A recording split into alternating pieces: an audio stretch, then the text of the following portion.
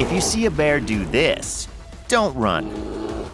You might be looking at a bluff charge. The bear might run towards you, but at the last second, veer off to the side. This is the bear sizing you up. And the last thing you want to do is run away. If you do, because of its predatory instinct, the bear will attack.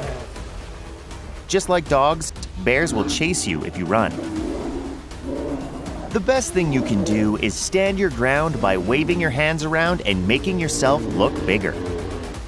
Once the bear takes the hint and retreats, slowly step away without breaking eye contact.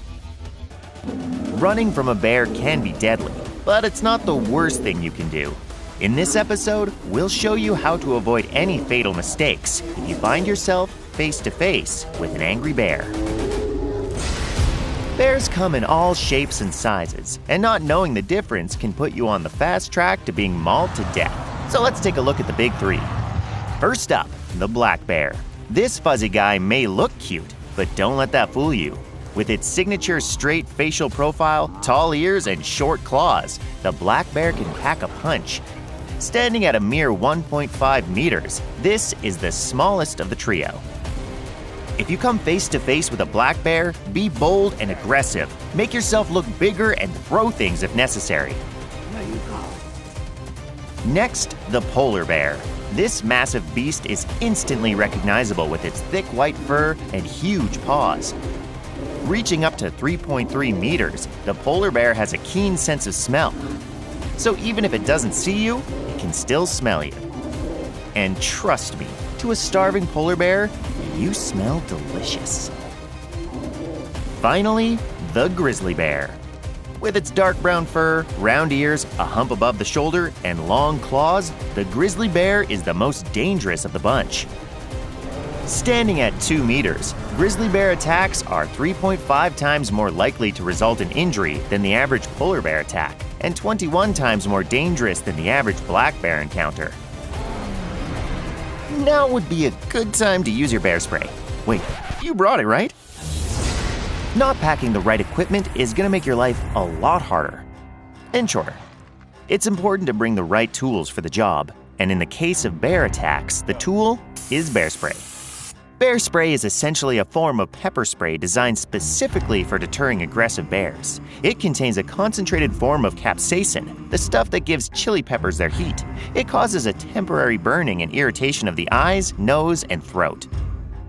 This makes it difficult for the bear to breathe, see, or smell. Once sprayed, the bear will be disoriented and less likely to attack, giving you a chance to escape.